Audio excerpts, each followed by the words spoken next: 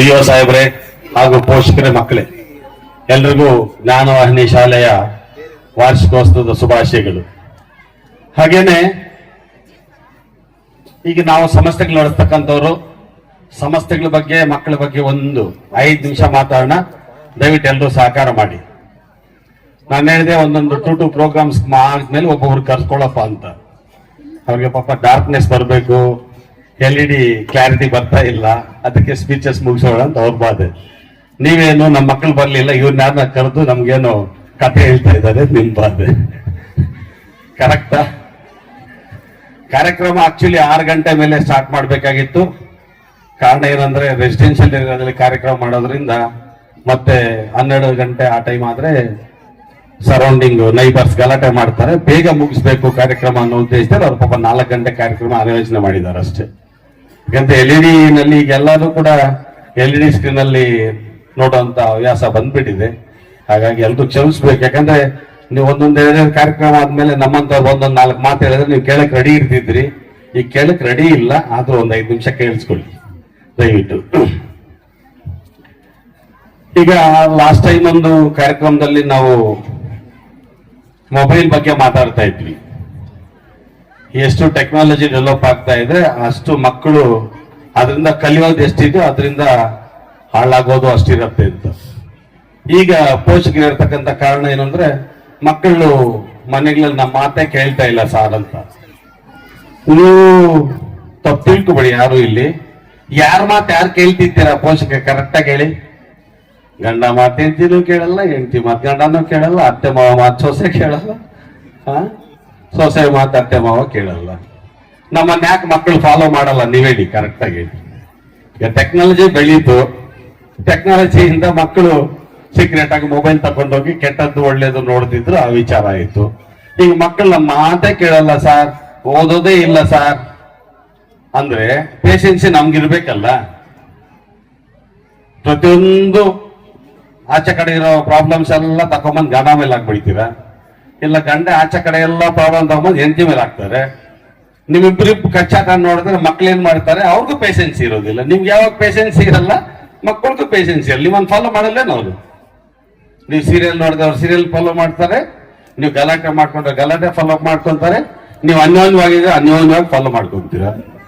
ಮೊದ್ಲೆಲ್ಲ ಪರ್ಸನಲ್ ಒಂದ್ ಬೆಡ್ರೂಮ್ ಅಲ್ಲ ಒಂದ್ ಹಾಲ್ವರೆಗೂ ಇತ್ತು. ಈಗ ಗಂಡ ಹೆಂಡತಿ ಮಾತಾಡ್ಬಿಡದ ಒಂದ್ ಧೂಳು ಕೇಳಿಸ್ತಲ್ಲ, ಹಂಗೆ ಮಾತಾಡ್ತಾ ಇರ್ತೀರ ನೀವು. ಏನ್ ಮಾಡಕ್ಕಾಗ್ತದ? ಅಲ್ಲ, ಸಮಾಜನೇ ಹಂಗ ಆಗ್ಬಿಟ್ಟಿದೆ. ಎಲ್ಲರೂ ಫಾಸ್ಟ್ ಕಲಿಯುಗ ತುಂಬಾ ಬೆಳೆದ್ಬಿಟ್ಟಿದೆ. ನಾವು ಎಲ್ಲಿ ಏನು ಬೆಳೆದಿಲ್ಲ. ಸಂಸ್ಕಾರಗಳು, ಮೌಲ್ಯಗಳು ಎಲ್ಲಿ ಕಳ್ಕೊಂತೀವೋ ಅವಾಗ ಅದು ಬೆಳೆದಿದೆ ಅನ್ಕೊಂತ ಇದ್ವಿ ಅಷ್ಟೇ. ಸಂಸ್ಕಾರಗಳು ಮೌಲ್ಯಗಳು ಇಟ್ಕೊಂಡ್ರೆ ನಾವು ಬೆಳೆದಂಗ್ ಲೆಕ್ಕ. ನಮ್ಮ ಭಾರತೀಯ ಸಂಸ್ಕೃತದಲ್ಲಿ ಸಂಸ್ಕಾರಗಳು, ಮೌಲ್ಯಗಳು ತುಂಬಾ ಮುಖ್ಯವಾದದ್ದು. ಬರೀ ಶಿಕ್ಷಣ ಕೊಟ್ಟರೆ ಸಾಲದು. ನೆಕ್ಸ್ಟ್ ಶಿಕ್ಷಣ ಪಡ್ಕೊಂಡ್ ಮಕ್ಕಳು ತಂದೆ ತಾಯಿಗೆ ಊಟ ಆಗ್ಬೇಕು, ಅನಾಥಾಶ್ರಮ ಕಳಿಸ್ಬೇಕಲ್ವಾ? ಆ ತರದಂತ ಶಿಕ್ಷಣ ಕೊಡಬೇಕು ಅನ್ನೋದು ನಮ್ಮ ಉದ್ದೇಶ. ದಯವಿಟ್ಟು ಪೋಷಕರು ಕೂಡ ಸ್ವಲ್ಪ ನೀವು ಮಕ್ಕಳಿಗೆ ಎಲ್ಲ ಕೊಡ್ತೀರಾ, ಎಲ್ಲ ಬಟ್ಟೆ ಕೊಡ್ತೀರಾ. 100 ರೂಪಾಯಿ ಬಟ್ಟೆ ಕೇಳಿದ್ರೆ 200 ರೂಪಾಯಿ ಬಟ್ಟೆ ಕೊಡಿಸ್ತೀರಾ. ಎಲ್ಲ ಒಂದು ತೋಟದಲ್ಲಿ ಒಂದು ಹೋಟ್ಲಲ್ಲಿ ಊಟ ತಿಂದ್ರು ಕೂಡ ಹೊಟ್ಟೆ ತುಂಬತ್ತೆ, ರುಚಿಯಾಗಿರುತ್ತೆ. ಇಲ್ಲ ಒಳ್ಳೆ ಹೋಟ್ಲಿಗೆ ಹೋಗೋಣ ಅಂತ ಕರ್ಕೊಂಡು ಹೋಗ್ತೀರಾ. ನೀವೇನ್ ಮಾಡಿದ್ರು ಕೂಡ ಮಕ್ಕಳಿಗೆ ಕಷ್ಟ ಕೊಟ್ಟಿಲ್ದೀರ ನೀವು ನಟಿಸ್ತಾ ಇದ್ದೀರಾ ತಂದೆ ತಾಯಿ. ಇದು ತುಂಬಾ ತಪ್ಪಲ್ವಾ? 100 ರೂಪಾಯಿ ಕೇಳಿದ್ರೆ ನಮ್ಮ ಹತ್ರ 25 35 ಅಂತ ಕಲ್ಸಿ. ಇವತ್ತು ಕೇಳಿದ ತಕ್ಷಣ ಇವತ್ತು ಯಾಕೆ ಕೊಡಿಸ್ತೀರ ನೀವು? ಇವತ್ತು ಕೇಳಿದ್ರೆ 4 ದಿನ ಸತಾಯಿಸಿ ಕೊಡಿಸಿ, ಮಕ್ಳಿಗೆ ಪೇಷನ್ಸಿ ಬರುತ್ತೆ. ಅವಾಗ್ಲೇ ಹೇಳ್ದೆ, ಯಾಕೆ ಗಲಾಟೆ ಮಾಡ್ಕೊಂತ ಮನೆಗಳಲ್ಲಿ ಅಂದ್ರೆ ಸಣ್ಣ ಕೇಳಿದ ತಕ್ಷಣ ಇಂಟಿಗೆ ತಂದ್ಕೊಟ್ಬಿಡ್ಬೇಕು. ಗಂಡ ಮನೆಗೆ ಬಂದ ತಕ್ಷಣ ಏನ್ ಬೇಕಾದ್ ಮಾಡಿಕ್ ಬಿಡ್ಬೇಕು. ಆಯ್ಮನ್ಗೆ 4 ಇರ್ತದ. ಆಚೆ ಇದನ್ನ ಕಷ್ಟಪಟ್ಟಿದ್ ಮಾತ್ರಕ್ಕೆ ಬಂದು ಮನೆಯಲ್ಲಿ ಹೋದ್ ಗಲಾಟೆ ಮಾಡ್ತಾರೆ. ಇಲ್ಲ, ನೀವು ಅವ್ರ ಮೇಲೆ ಬೀಳ್ತೀರ, ಅವ್ರು ನಿಮ್ಮ ಮೇಲೆ ಬೀಳ್ತೀರಾ. ಅವ್ರು ಎಲ್ಲಿ ಬರುತ್ತೆ ಸಂಸ್ಕಾರಗಳು? ದಯವಿಟ್ಟು ನಮ್ಮ ಶಾಲೆಗಳಲ್ಲಿ ಇದು ಅನುಭವಿಸ್ತಾ ಇರ್ತಕ್ಕಂಥದ್ದು. ಮಕ್ಕಳು ಶಿಕ್ಷಕರ ಮಾತು ಬಿಟ್ರೆ ಪೇರೆಂಟ್ಸ್ ಮಾತು 90% ಕೇಳ್ತಾ ಇಲ್ಲ. ಇಲ್ಲಿ ಬರ್ತಿರ್ತಕ್ಕಂಥ ಪೇರೆಂಟ್ಸ್ ಅಲ್ಲಿ ಎಷ್ಟು ಮಕ್ಕಳು ನಿಮ್ಮ ಮಾತು ಕೇಳ್ತಾ ಇದ್ದಾರೆ? ಕರೆಕ್ಟಾಗಿ ಹೇಳಿ, ಪ್ರಾಮಾಣಿಕವಾಗಿ ಹೇಳಿ, ಕೈ ಎತ್ರಿ. ಎಷ್ಟು ಜನ ನಿಮ್ಮ ಮಕ್ಕಳು ಕರೆಕ್ಟಾಗಿ ನಿಮ್ಮ ಮಾತು ಕೇಳ್ತಾರಂತ? ಯಾರು ಎತ್ತಲಿಲ್ಲ ಅಂದ್ರೆ ಕೇಳಲ್ಲ. ಯಾಕೆ ಕೇಳಲ್ಲ ಅಂದ್ರೆ ತಂದೆ ತಾಯಿನಲ್ಲೇ ಪೇಷನ್ಸಿ ಇಲ್ಲ. ನೀರು ದಯವಿಟ್ಟು ಮಕ್ಕಳನ್ನ ಶಾಲೆಗಳ ಮೇಲೆ ನೀವೆಷ್ಟು ಅವಲಂಬಿಸ್ತಾ ಇದ್ದೀರಾ, ಪೋಷಕರ ಮೇಲೆ ಕೂಡ ಮಕ್ಕಳು ಅಷ್ಟೇ ಅವಲಂಬಿಸ್ತಾರೆ.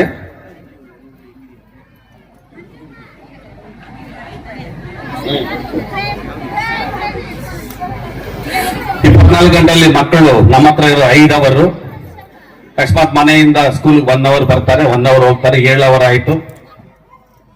ಇನ್ ರಿಮೈನಿಂಗ್ ಅವರ್ಸ್ ಎಲ್ಲಿರ್ತಾರೆ ಮಕ್ಕಳು? ನಿಮ್ಮ ಮನೆಯಲ್ಲಿ ಇರ್ತಾರೆ. 24ಅಲ್ಲಿ 7 ಅವರ್ ಹೋದ್ಮೇಲೆ ರಿಮೈನಿಂಗ್ ಅವರ್ಸ್ ಎಷ್ಟಿದೆ ನಿಮ್ಗೆ ಗೊತ್ತಿದೆ. ಅದರಲ್ಲಿ 8 ಅವರ್ ಬಿಟ್ರೆ ಇನ್ನೆಷ್ಟು ಅವರ್ ನಿಮ್ಮ ಹತ್ರ ಇರ್ತಾರೆ ನೋಡ್ಕೊಳ್ತೀವಿ.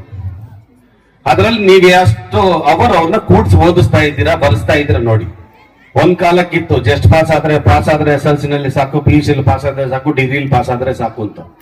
ಈಗ 0.1%, 2% ಕೂಡ ತುಂಬಾ ಇಂಪಾರ್ಟೆಂಟ್ ಇದೆ. ಕಾಂಪಿಟೇಷನ್ಸ್ ಹಂಗಿದೆ. ನಿಮ್ಗೆ ಎಜುಕೇಶನ್ ನಲ್ಲಿ ಮಲ್ಟಿ ಆಪ್ಷನ್ಸ್ ಇದೆ, ಜಾಬ್ಸ್ ಅಲ್ಲಿ ಮಲ್ಟಿ ಆಪ್ಷನ್ಸ್ ಇದೆ. ನಿಮ್ ಮನೆ ಮುಂದೆ ಒಳ್ಳೆ ಶಾಲೆಗಳು ಬಂದಿದೆ, ಒಳ್ಳೆ ಕಾಲೇಜುಗಳು ಬಂದಿದೆ, ಒಳ್ಳೆ ಟೆಕ್ನಾಲಜಿ ಕಲಿಸ್ತಕ್ಕಂತ ಅವಕಾಶಗಳು ನಿಮ್ಮ ಮನೆಗೆ ಮುಂದೆ ಬಂದಿದೆ. ಪ್ರಪಂಚದಲ್ಲಿ ಒಳ್ಳೆ ಅವಕಾಶಗಳು ಸಿಕ್ಕಿದೆ ನಿಮ್ಗೆ. ಜಾಬಲ್ಲಾಗ್ಬೋದು, ಶಿಕ್ಷಣದಲ್ಲಾಗ್ಬೋದು, ಪ್ರತಿಯೊಂದಲ್ಲಾಗ್ಬೋದು. ಆದ್ರೆ ಪೇಷನ್ಸಿ ಅನ್ನೋದು, ಸಭ್ಯತೆ ಅನ್ನೋದು ನಮ್ಮಲ್ಲಿ ಇಲ್ಲ. ದಯವಿಟ್ಟು ಅದನ್ನ ಕಲ್ಸ್ಕೊಡಿ ಮಕ್ಕಳಿಗೆ. ಸ್ಕೂಲಿಂದ ಬಂದ ತಕ್ಷಣ ಏನ್ ಮಾಡ್ತೀರಾ?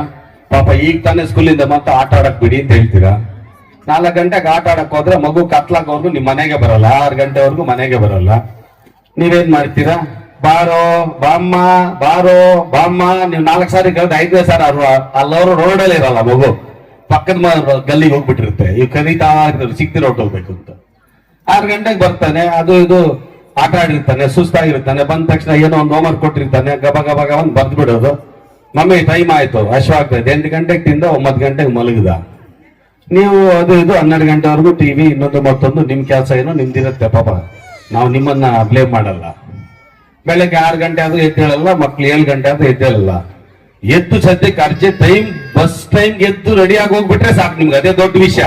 ಕಳ್ಸಿಬಿಟ್ಟಿದ್ವ, ಅಯ್ಯೋ ನಮ್ ಡ್ಯೂಟಿ ಮುಗ್ದೋಯ್ತಪ್ಪ, ಸ್ಕೂಲ್ ಕೊಟ್ಟೋದ ಮಗು. ಪಾಪ 5 ಗಂಟೆಗೆ ಎಷ್ಟು ಜನ ಎಬ್ಬಿಸ್ತಾ ಇದ್ದೀರಾ ಮಕ್ಕಳನ್ನ? ಕರೆಕ್ಟ್ ಆಗಿ ಹೇಳಿ, 5 ಗಂಟೆಗೆ ಎಷ್ಟು ಜನ ಎಬ್ಬಿಸಿ ಓದಿಸ್ತಾ ಇದ್ದೀರಾ? 1 or 2 ಪೇರೆಂಟ್ಸ್ ಕೂಡ ಇಲ್ಲ. ಅದನ್ನೇ ಹೇಳಿದೆ, ಪೇಷನ್ಸ್ ಇಲ್ಲ ಅಂದ್ರೆ ಅದನ್ನ ಏನ್ ರೆಸ್ಪಾನ್ಸಿಬಿಲಿಟಿ ತಗೊಂತ ಇಲ್ಲ ಪೇರೆಂಟ್ಸ್ ಅಂತ. ಮಗು ಶಾಲೆಯಿಂದ ಬಂದ ತಕ್ಷಣ ಕೈಕಾಲ್ ಮಕ್ಕ ತೊಳಿಯಪ್ಪ, ಏನಾದ್ರು ತಿಂಡಿ ತಿನ್ನಪ್ಪ, ಇಲ್ಲ ಹಾಲು ಕುಡಿಯಪ್ಪ, ಹೋಮ್ವರ್ಕ್ ಎಲ್ಲ ಕೊಟ್ಟರು ಬರೀ ಅಂತ ಹೇಳ್ರಿ. 5-6 ಗಂಟೆವರೆಗೂ ಬರೀತಾರೆ. ಅಷ್ಟೊಂದು ಸ್ವಲ್ಪ ಹೆಚ್ಚು ಕತ್ಲೆ ಆಗತ್ತೆ, ಫ್ರೆಂಡ್ಸ್ ಯಾರು ಸಿಗಲ್ಲ. 6 ಗಂಟೆ ಮೇಲೆ ಒಂದು ಅರ್ಧ ಗಂಟೆ ಫ್ರೀ ಬಿಡಿ. ಮೊಬೈಲ್ ಕೊಡಿ ಅಥವಾ ಟಿವಿ ನೋಡಕ್ ಕೇಳಿ, ನಿಮ್ ಜೊತೆಲಿ ಫ್ರೆಂಡ್ಶಿಪ್ ಬೆಳೆಸ್ಕೊಳಕ್ ಕೇಳಿ. 6-6:30 ಓದಕ್ ಕೇಳಿ, 8:30-9 ಗಂಟೆ ಓದ್ಕೊಳಕ್ ಕೇಳಿ. ಬೆಳಗ್ಗೆಯಿಂದ ಸಾಯಂಕಾಲ ಮಾಡ್ಬೇಕು ಏನ್ ಟೀಚರ್ಸ್ ಪಾಠಗಳನ್ನ ಓದ್ಕೊಳಕ್ ಕೇಳಿ. 9 ಗಂಟೆಗೆ ಊಟ ಮಾಡಿಸಿ ಬೇಗ ಮಲ್ಕೊಡ್ರಪ್ಪ ಅಂತ ಹೇಳಿ. ಬೆಳಗ್ಗೆ 5 ಗಂಟೆ ನೀವ್ ಹೆಂಗೋ ಎದ್ದೇಳ್ತೀರಾ.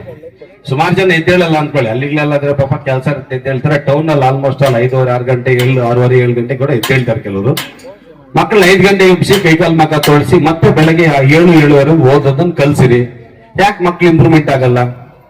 ಬರೀ ಶಾಲೆಗಳ ಮೇಲೆ ಡಿಪೆಂಡ್ ಆಗೋದು ಕೂಡ ಈಗ ನಿಮ್ಗೆ ನೀವ್ ಎಕ್ಸ್ಪೆಕ್ಟೇಷನ್ ಮಾಡ್ತಕ್ಕಂತ ಮಾರ್ಕ್ಸ್ ಸಿಗೋದಿಲ್ಲ. ಮಾರ್ಕ್ಸ್ ಜೊತೆಗೆ ಈಗ ನಿಮ್ಗೆ ನೋಡ್ತಾ ಇದ್ರೆ ಬೇರೆ ಆಕ್ಟಿವಿಟೀಸ್, ಸ್ಕಿಲ್ಸ್, ಪ್ರೋಗ್ರಾಮ್ಸ್ ಎಲ್ಲ ಕೊಡಬೇಕು. ಈಗ ಮಕ್ಕಳು ಬರೀ ಪುಸ್ತಕ, ಬರೀ ಮಾರ್ಕ್ಸ್ ಕಾರ್ಡ್ ಇದ್ರೆ ಸಾಲದು, ಕೈಯಲ್ಲಿ ಕೆಲಸ ಇರಬೇಕು. ಅದನ್ನೇ ಸ್ಕಿಲ್ಸ್ ಅನ್ನೋದು. ಸ್ಕಿಲ್ಸ್ ಸಮೇತ ಈಗ ಶಿಕ್ಷಣ ಕೊಡ್ಬೇಕು ಅಂದ್ರೆ ಬುಕ್ಸ್ ಜೊತೆಗೆ ಬೇರೆ ಆಕ್ಟಿವಿಟೀಸ್ ನ ಶಾಲೆಗಳಲ್ಲಿ ಕೂಡ ಮಾಡಿಸ್ತಾ ಇರ್ತಾರೆ. ಸಮಯ ಎಲ್ಲಿರತ್ತೆ? ಹಾಗಾಗಿ ದಯವಿಟ್ಟು ನಿಮ್ಮ ಹತ್ರ ಮಗು ಒಂದು 15-17 ಅವರ್ ಒಂದು ದಿನಕ್ಕೆ ನಿಮ್ಮ ಹತ್ರ ಇರೋದ್ರಿಂದ ದಯವಿಟ್ಟು ನೀವೆಲ್ಲರೂ ಕೂಡ ಪೋಷಕರು ಕೇರ್ ತಗೊಂಡು ನಿಮ್ಮ ಮಕ್ಕಳ ಉನ್ನತ ಜೀವನಕ್ಕಾಗಿ ನೀವೆಲ್ಲ ಸಹಕಾರ ಕೊಡಿ. ನೀವೆಲ್ಲ ಖರ್ಚು ಮಾಡ್ತಿದ್ದೀರಾ, ಅವ್ರಿಗೆ ನನ್ನ ಪ್ರಕಾರ ಮಕ್ಕಳಿಗೆ ನೀವು ಕಷ್ಟ ಗೊತ್ತಾಗ್ಬೇಕು. ನೀವು ಒಂದು 100 ರೂಪಾಯಿ ಸಂಪಾದನೆ ಮಾಡಕ್ಕೆ ಎಷ್ಟು ಕಷ್ಟ ಪಡ್ತಿದ್ದೀರಾ, ಖರ್ಚು ಮಾಡೋದಷ್ಟು ಈಜಿ ಇಲ್ಲ ಅನ್ನೋದು ಅವ್ರಿಗೆ ಗೊತ್ತಾಗ್ಬೇಕು. ಜೊತೆಗೆ ಶಿಕ್ಷಣದ ವ್ಯಾಲ್ಯೂ ಗೊತ್ತಾಗ್ಬೇಕು, ಜೀವನದ ವ್ಯಾಲ್ಯೂ ಗೊತ್ತಾಗ್ಬೇಕು. ನೀವು ಕತೆಗಳು ಹೇಳ್ಬೇಕು. ಮೊದಲು ಮನೆಗಳಲ್ಲಿ ಅಜ್ಜಿ ತಾತ ಇರ್ತಾ ಇದ್ರು, ಅವ್ರ ಕಷ್ಟ ಸುಖ ಎಲ್ಲ ತಿಳಿಸ್ತಾ ಇದ್ರು, ಅವ್ರ ಒಂದಲ್ಲ ಒಂದು ಕಲ್ತ್ಕೊಂತ ಇದ್ರು. ಈಗ ನೀವು ಅವ್ರಿಗೆ ಎಲ್ಲಿ ಹೇಳ್ತೀರಾ? ಕತೆ ಹೇಳಕ್ಕೂ ಟೈಮ್ ಇರಲ್ಲ ನಿಮ್ಗೆ. ಅವ್ರನ್ನ ಒಂದು ಅರ್ಧ ಗಂಟೆ ಕೂಡ್ಸಿ ಅವ್ರಿಗೆ ಹೇಳ್ಕೊಡಕ್ಕೂ ಪೇಷನ್ಸ್ ಇರಲ್ಲ. ನೀವು ಮನೆಗಳಲ್ಲಿ ಒಂದು ಟೈಮ್ ಟೇಬಲ್ ಹಾಕೊಳಲ್ಲ. ಶಾಲೆಗೆ ಹೋದ್ರೆ ಸಾಕು, ಇನ್ನೊಂದು 1000 ರೂಪಾಯಿ ಜಾಸ್ತಿ ಕೊಟ್ಬಿಡ್ತೀವಿ ಸರ್, ನೀವೇ ಟ್ಯೂಷನ್ ಕೂಡ ಮಾಡಿ ಕಳಿಸ್ಬಿಡಿ ಅನ್ನೋ ಸ್ಥಿತಿನಲ್ಲಿ ಇರ್ತಾರೆ ನಮ್ಮ ಪೇರೆಂಟ್ಸ್. ಇನ್ನ ಕೆಲವರು ಹೇಳ್ತಾರೆ ಟ್ಯೂಷನ್ ಕಳಿಸ್ತಾ ಇದಾರೆ ಅಂತ. ಇಲ್ಲಿ ಯಾರು ಟ್ಯೂಷನ್ ಮಾಡೋರು ಬೇಜಾರು ಮಾಡ್ಕೊಡಿ. ಇಲ್ಲಿ ಸಬ್ಜೆಕ್ಟ್ಗೊಂದು ಟೀಚರ್ ಇರ್ತಾರೆ, ಕ್ಲಾಸ್ಗೊಂದು ಟೀಚರ್ಸ್ ಇರ್ತಾರೆ, 10-15 ಜನ ಶಿಕ್ಷಕರು ಪಾಠ ಮಾಡ್ತಾ ಇರ್ತಾರೆ. ಟ್ಯೂಷನ್ ನಲ್ಲಿ 5ನೇ ಕ್ಲಾಸ್ ಒಂದು 3 ಮಕ್ಕಳು, 7ನೇ ಕ್ಲಾಸ್ ಒಂದು 2, LKG ಒಂದು 3, 10th ಒಂದು 4, 1 ಅವರಲ್ಲಿ ಆ ಟೀಚರ್ ಏನ್ ಮಾಡ್ತಾರೆ ಹೇಳಿ? ನೀವು ಟ್ಯೂಷನ್ಸ್ ಮೇಲೆ ಅಥವಾ ಶಾಲೆ ಮೇಲೆ ಡಿಪೆಂಡ್ ಆದ್ರೆ ನಿಮ್ಮ ಮಕ್ಕಳು ನೀವು ಎಕ್ಸ್ಪೆಕ್ಟೇಷನ್ ಮಾಡಿದಷ್ಟು ಗೋಲ್ ರೀಚ್ ಆಗಕ್ಕಾಗಲ್ಲ. ದಯವಿಟ್ಟು ಪೋಷಕರು ನೀವು ಖರ್ಚು ಮಾಡ್ತಾ ಇದ್ದೀರಾ, ಎಷ್ಟು ಬೇಕಾದ್ರೂ ಕಟ್ತೀವಿ ಅಂತ ಹೇಳ್ತೀರಾ, ಆದ್ರೆ ನಿಮ್ ಕಡೆಯಿಂದ ಸಹಕಾರ ಇಲ್ದಿರ ಬರೀ ಶಾಲೆಗಳ ಮೇಲೆ ಡಿಪೆಂಡ್ ಆದ್ರೆ ಕಷ್ಟ ಆಗತ್ತೆ. ದಯವಿಟ್ಟು ಆಸ್ ಎ ನಾವು ಮ್ಯಾನೇಜ್ಮೆಂಟ್ ಆಗಿ ನಿಮ್ಮ ಹತ್ರ ರಿಕ್ವೆಸ್ಟ್ ಮಾಡ್ತಿದ್ದೀವಿ ಅಷ್ಟೇ. It is not order, only request. ಯಾಕಂದ್ರೆ ಪ್ರತಿಯೊಂದು ಮಗು ಕೂಡ ನಮ್ಮ ಮಕ್ಕಳೇ. ಈ ಪ್ರಪಂಚದಲ್ಲಿ ಈ ಭೂಮಿ ಮೇಲೆ ನಮ್ಮ ಶಾಲೆಗೆ ಬರ್ತಕ್ಕಂಥ ಮಕ್ಕಳೆಲ್ಲ ನಮ್ಮ ಮಕ್ಕಳೇ ಅಂತ ಭಾವಿಸುವಂತ ಏಕೈಕ ಜೀವಿ ನಮ್ಮ ಶಿಕ್ಷಕರು, ನಮ್ಮ ಮ್ಯಾನೇಜ್ಮೆಂಟ್ ಅವರು. ಯಾರು ಕೂಡ ಬೇರೆ ಮಕ್ಕಳನ್ನ ನಮ್ಮ ಮಕ್ಕಳು ಅಂತ ಇಷ್ಟಪಡಲ್ಲ. ನಮ್ಮ ಮನೆಗಳ ನಮ್ಮ ಮಕ್ಕಳನ್ನ ಅಷ್ಟು ಕೇರ್ ತಗೊಳ್ಳಲ್ಲ, ನಮ್ಮ ಶಾಲೆಗೆ ಬರೋ ಮಕ್ಕಳನ್ನ ಅಷ್ಟೊಂದು ಕೇರ್ ತಗೊಂತಾರೆ ನಮ್ಮ ಶಿಕ್ಷಕರು, ನಮ್ಮ ಮ್ಯಾನೇಜ್ಮೆಂಟ್ ಅವ್ರಿಗೂ ಕೂಡ ನಮ್ಮ ಕಡೆಯಿಂದ ಒಂದು ಹ್ಯಾಟ್ಸಪ್ ಹೇಳ್ಬೇಕು. ಹಾಗಾಗಿ ದಯವಿಟ್ಟು ಪೋಷಕರು ತುಂಬಾ ಕಷ್ಟ ಸುಖ ಮಕ್ಕಳಿಗೆ ಹೇಳಿ, ದುಡ್ಡಿನ ಬೆಲೆ ಹೇಳಿ, ಜೀವನದ ವ್ಯಾಲ್ಯೂಗಳು ಹೇಳಿ, ಮೌಲ್ಯಗಳು ಹೇಳಿ, ನೀನು ಅವ್ರಿಗೆ ಕನಸುಗಳನ್ನ ಕಾಣಕ್ಕೆ ಅವಕಾಶ ಕೊಡಿ. ನೀನ್ ಹಿಂಗ್ ಓದ್ಬೇಕು, ಏನಕ್ಕೋಸ್ಕರ ಓದ್ಬೇಕು, ಮುಂದೆ ಹಿಂಗ್ ಬೆಳಿಬೇಕು, ನೀನ್ ಇಂಥ ಕಾರಲ್ಲಿ ಓಡಾಡ್ಬೇಕು, ಇಂಥ ಮನೆ ಕಟ್ಬೇಕು, ನಾವೆಲ್ಲ ಚೆನ್ನಾಗಿರ್ಬೇಕು, ಏನು ಅದ್ರ ಬಗ್ಗೆ ಒಂದು ಜೀವನದ ಬಗ್ಗೆ ಅವ್ರಿಗೊಂದು ಕನಸುಗಳನ್ನ ಕಾಣೋ ತರ ಮಾಡಿ, ಕನಸುಗಳನ್ನ ನನ್ಸು ಮಾಡ್ಕೊಳ್ಳಕ್ಕೆ ಯಾವ ತರ ಮಾಡ್ಕೋಬೇಕು ಅಂತ ಹೇಳಿ ಪೇಷನ್ಸ್ ಇಂದ ನೀವು ಮಕ್ಕಳನ್ನ ಬೆಳೆಸ್ಬೇಕು ಅಂತ ನನ್ನ ಉದ್ದೇಶ. ಯಾಕಂದ್ರೆ ತಂದೆ ತಾಯಿ ಪೇಷನ್ಸ್ ಇಲ್ಲ ಅಂದ್ರೆ ಮಕ್ಕಳಿಗೆ ಎಲ್ಲಿಂದ ಬರುತ್ತೆ ಹೇಳಿ? ಇನ್ನೊಂದಂದ್ರೆ ನಾವು ಮನೇಲಿ ನಡ್ಕೊಳ್ಳೋದನ್ನ ನಮ್ಮ ಮಕ್ಕಳು ಫಾಲೋ ಮಾಡ್ತಿರ್ತಾರೆ. ದಯವಿಟ್ಟು ಅದನ್ನ ಇನ್ಮೇಲೆ ಅದ್ರ ಗುಟ್ಟಾಗಿ ನಿಮ್ದೇನ ಸಮಸ್ಯೆ ಇರಲಿ ಇನ್ನೊಂದು ಮತ್ತೊಂದು ಗುಟ್ಟಾಗಿ ಮೇಂಟೈನ್ ಮಾಡಿ. ಮಕ್ಕಳು ಮುಂದೆ ಸ್ವಲ್ಪ ಶ್ರೀಮಂತಿಕೆ ತೋರಿಸ್ತೀರಾ, ಏನಿದೆ ಅದನ್ನ ವಾಸ್ತವಾಂಶ ತೋರಿಸಿ ಮುಂದೆ ಜೀವನ ಹೇಗಿರುತ್ತೆ ಅಂತ ಅವ್ರಿಗೆ ಒಳ್ಳೆ ಮಾತುಗಳಲ್ಲಿ ಹೇಳಿ. ನೀವು ಪೇಷನ್ಸ್ ಇಂದ ಬೆಳಗ್ಗೆ 1-2 ಅವರ್ ಮಕ್ಕಳಿಗೆ ಅವಕಾಶ ಕೊಡಿ, ಸಾಯಂಕಾಲ 1-2 ಅವರ್ ನಿಮ್ ಹತ್ರ ಕೂಡಿಸ್ಕೊಂಡು ನಿಮ್ಗೆ ಬರುತ್ತೋ ಬರಲ್ವೋ ಅದನ್ನ ಅವ್ರಿಗೆ ಎಷ್ಟು ಬರುತ್ತೋ ಅಷ್ಟು ಮಾತು ಹೇಳ್ಕೊಟ್ಟು ನೀವು ಪಕ್ಕದಲ್ಲಿ ಕೂತ್ಕೊಂಡು ಗಮನಿಸಿ ಮಕ್ಕಳು ಮುಂದಿನ ವಿದ್ಯಾಭ್ಯಾಸಕ್ಕೆ ಮುಂದಿನ ಜೀವನಕ್ಕೆ ನೀವೆಲ್ಲ ದಾರಿದೀಪಗಳಾಗಬೇಕು ಅಂತ ಕೋರ್ತಾ ನನ್ನ ಮಾತನ್ನು ಮುಗಿಸ್ತೀನಿ. ಜೈ ಹಿಂದ್, ಜೈ ಕರ್ನಾಟಕ.